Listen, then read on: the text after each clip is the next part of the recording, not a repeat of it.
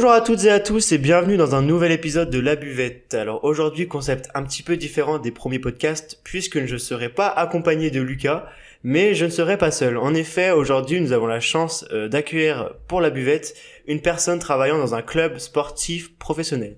Alors bien évidemment, le but de l'émission, ça sera d'essayer de vous faire comprendre le rôle qu'une personne peut avoir dans un club, au sein même du club, un peu voir les backstage et tout ce qui se cache derrière. Donc, question un peu bête, on va se demander comment le club est organisé, comment vit-il en dehors des grands événements, des grands matchs, et du coup, on va un peu plus s'intéresser au côté humain et un peu moins au côté sportif et performance.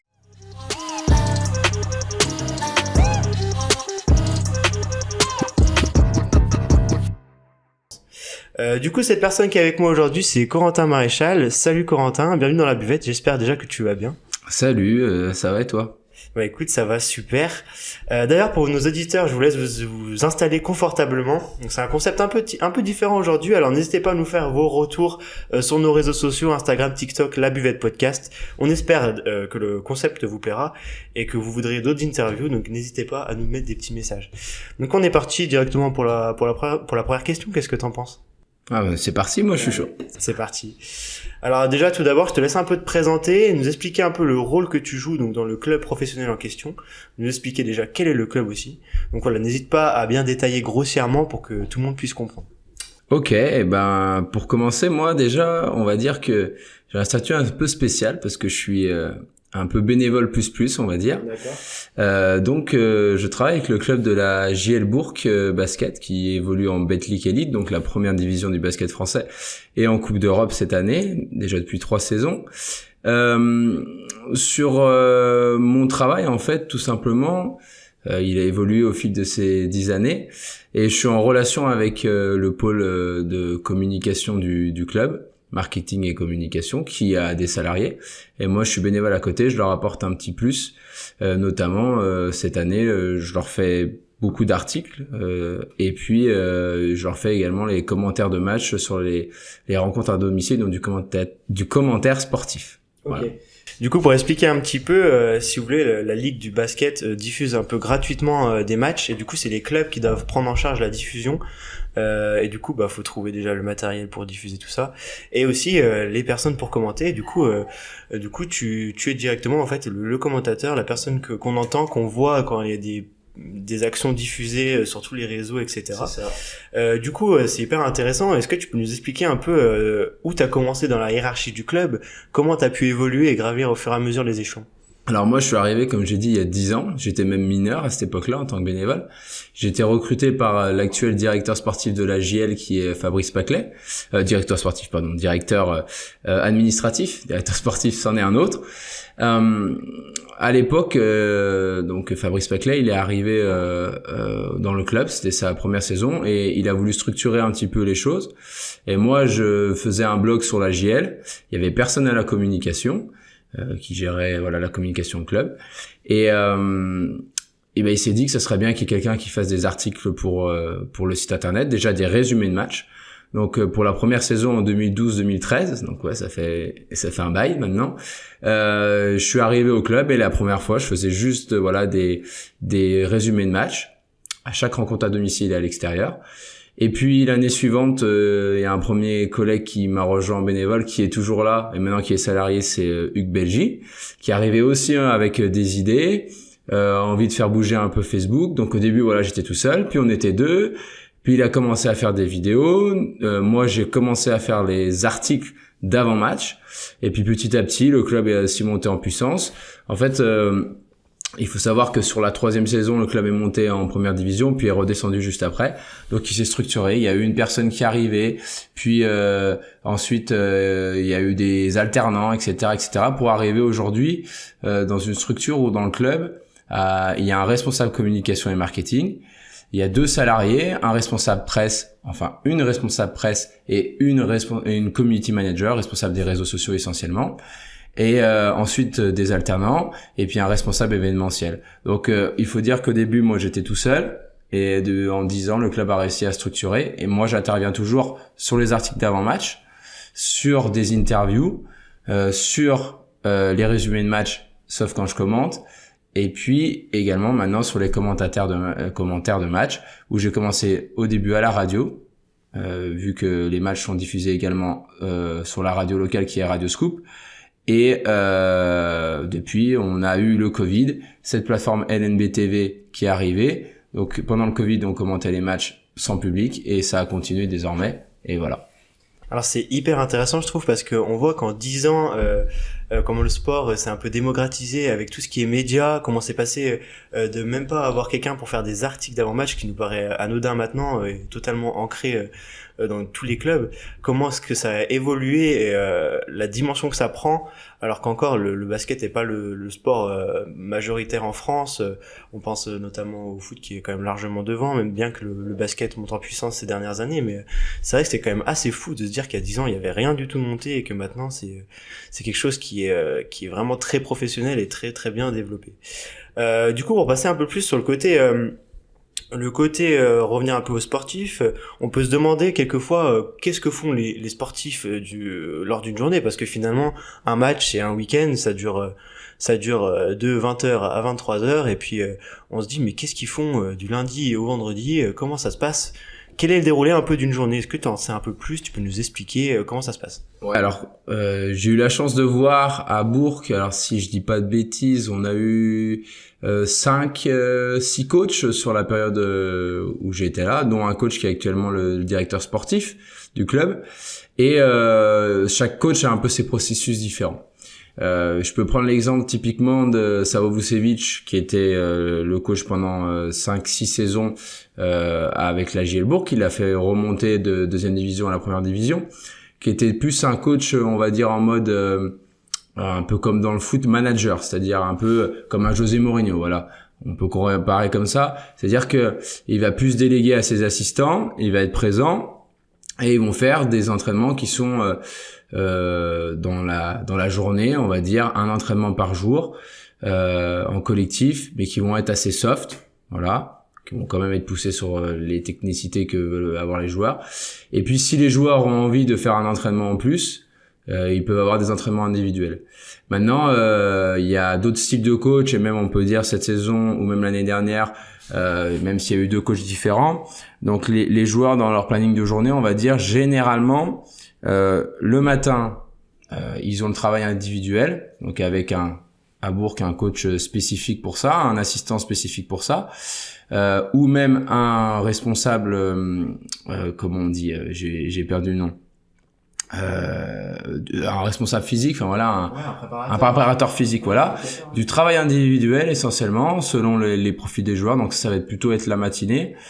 Après, généralement, les joueurs font la sieste, hein, il faut le dire, après avoir fait leur collation le midi, ils font la sieste. Et le soir, en fin d'après-midi, ils ont de nouveau un entraînement où ils vont avoir du jeu collectif plutôt, voilà, avec le coach et ses assistants qui prennent en main dans la globalité. Donc ça, c'est le rythme élevé. Mais après, ils ont beaucoup de temps libre aussi. Voilà, où ils sont chez eux tout seuls. Surtout, on va dire, c'est peut-être plus compliqué pour les Américains et les étrangers qui ont pas tout le temps leur famille avec eux. Les Français peuvent faire d'autres choses, ils sont un peu dans leur pays, donc c'est assez simple. Mais voilà, on va dire que toute la semaine, ça se rythme voilà, ce rythme entraînement, travail individuel. Même si, il faut dire que ce rythme peut encore évoluer, c'est-à-dire qu'à Bourg, avec la Coupe d'Europe, eh bien, il y a un match par semaine qui est soit à domicile, soit à l'extérieur. Donc, ils font beaucoup moins d'entraînement dans la journée. Et ça leur plaît un peu plus de pouvoir jouer. Ils vont plus avoir du coup du travail vidéo sur ces semaines-là. Peut-être juste une mise en place en collectif sur les matchs. Et puis après, beaucoup de trajets. Voilà, pour voyager dans l'Europe, voyager en France aussi, l'avion, du train.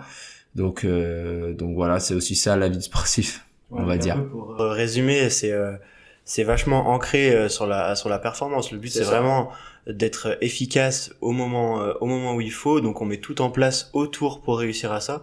Donc c'est vrai que c'est super intéressant. Comme quoi en fait, même si on a l'impression qu'ils font pas grand chose, au final ils mettent tout en place pour réussir, et si la réussite aussi arrive derrière, ça vient aussi en partie de ça. Du coup aussi, pour en revenir un peu sur tout ce qui est démocratisation du basket, des réseaux sociaux, mise en avant des joueurs, etc. Donc c'est un peu un côté positif, mais un peu une face cachée aussi. Je voulais revenir là-dessus par rapport par exemple à la pression des matchs, tout ce qu'ils vont subir. On pense par exemple à plein de messages qu'ils vont recevoir après des performances un peu en dessous de par exemple de leur rendement habituel, etc. On pense aussi par exemple aux paris sportifs. On sait que les parieurs sont une source de haine assez incroyable par rapport à ça, par rapport au lien avec l'argent, etc. Est-ce que tu sais un peu comment ça se passe chez eux? Est-ce que ils ont une préparation un peu mentale bien spécifique, ou est-ce qu'ils gèrent ça tout seuls avec leur entourage? Comment ça se passe? Ça va un peu compléter avec même ce que je disais avant par rapport aussi à l'entourage, parce qu'on parlait de préparateur physique. Déjà aussi au club à Bourg, depuis cette saison et même il y a eu quelques saisons avant, ils ont un préparateur mental aussi avec eux. Donc déjà pour pouvoir discuter de ces sujets-là, de si les joueurs ne sont pas bien parce qu'ils ont eu des problèmes personnels, ça peut arriver. En moins bonne forme parce que ils se sentent moins dans le style de jeu que le coach veut, ou alors ils sont dans une mauvaise période tout simplement, ou comme tu disais, il peut avoir aussi les messages sur les réseaux sociaux. Alors je dirais que ces messages sur les réseaux sociaux, le plus souvent en première ligne, et je pourrais le montrer sur le téléphone vu que j'ai accès aux réseaux sociaux du club, c'est le club qui va prendre. C'est-à-dire que sur un match, il suffit que l'équipe, effectivement, surtout en Europe où les paris sont plus facilement ouverts, il va avoir une valse de messages, assez haineux en disant, vous êtes, je vais pas dire les gros mots, mais voilà, il y a plein de choses, voilà. Voilà. Alors forcément, les joueurs les reçoivent aussi, mais là-dessus, je pense que comme là avec le club, il faut laisser couler. Après, la plus grosse difficulté, je pense, elle peut être que il y a des joueurs qui sont des fois un peu moins appréciés par le public. Ça peut arriver aussi parce que ils ont une étiquette qui est collée par rapport à un style de jeu, par rapport à un ancien coach, etc., etc. Et pour autant, c'est vrai que c'est compliqué. Il faut arriver à trouver des choses. Et il faut réussir à rebondir. Donc souvent c'est soit le travail personnel avec la famille, soit le travail avec cette aide d'une personne, un coach mental qui peut servir aussi, on a envie de dire, de psychologue. Et puis j'ai envie de dire aussi, on parlait tout à l'heure de prépa physique, mais les coachs individuels et notamment aussi les kinésithérapeutes sont, il faut dire, chez les sportifs, les personnes à qui ils se confient en priorité. C'est-à-dire que les temps de soins à chaque fois qu'il y a après les matchs ou après des entraînements ou pendant les entraînements, le kiné est c'est le confessionnal en fait. Voilà. C'est vrai que c'est intéressant ça, le kiné. On ne pourrait pas du tout penser à premier abord qu'il ait ce rôle-là aussi. Et c'est vrai que c'est hyper marrant. Sûr, ouais. Et ils vont avoir cet aspect où ils vont pouvoir tout dire, mais à une personne de confiance qui va pas le répéter, spécialement au coach, parce qu'il y a quand même s'ils travaillent ensemble, c'est dans les mœurs du sport. Et j'ai envie de dire, c'est comme ça dans le basket, mais c'est comme ça dans le foot, dans le rugby, en tout cas dans tous les sports. Ok, super intéressant, du coup, d'aborder un peu la haine que peuvent engendrer les performances même des sportifs. D'ailleurs, ça fera l'objet d'un prochain podcast qui sortira prochainement, donc tout ce qui tourne autour de la haine des sportifs. Donc n'hésitez pas à rester branchés pour suivre les prochains épisodes. Dernière question, toujours un peu globalisante pour rester large et que tout le monde comprenne un peu bien tout ce qui se passe dans un club professionnel, parce qu'en fait le but c'est réellement, on prend l'exemple d'un club ici, la JL Bourg, mais c'est un peu pareil partout, on va pas se cacher, hein, c'est un peu la même chose, bien qu'il y ait quelques variantes. Et il va y avoir des variantes sur la structuration, notamment, on parlait tout à l'heure au début de la structuration du club au niveau marketing, communication et même commercial. Il y a beaucoup de clubs encore, notamment dans le basket, moins dans le foot en première division et peut-être même en seconde, mais où la structuration est pas encore là, que ce soit niveau sportif et niveau administratif. Et souvent on a de plus en plus de personnes à la communication, mais des fois on en a qu'une.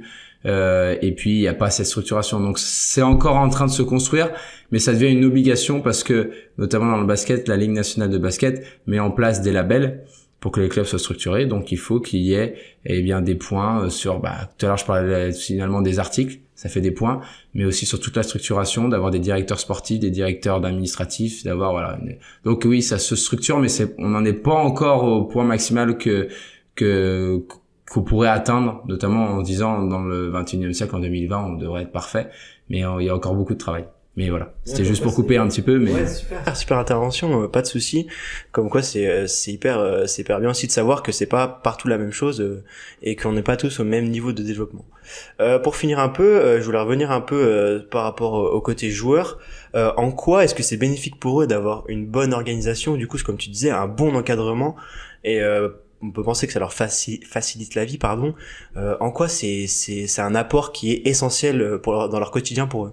Bah déjà, on parlait tout à l'heure au niveau mental. Déjà, ça c'est obligatoire parce que déjà les joueurs américains par exemple ou étrangers, parce qu'il n'y a pas que des Américains, bah ils peuvent se sentir facilement seuls. Alors généralement eux, ils arrivent à faire copain ensemble et à se créer un groupe au fil du temps. Encore faut-il que le groupe vive bien, que les résultats suivent pour que voilà il y ait cette alchimie qui se crée.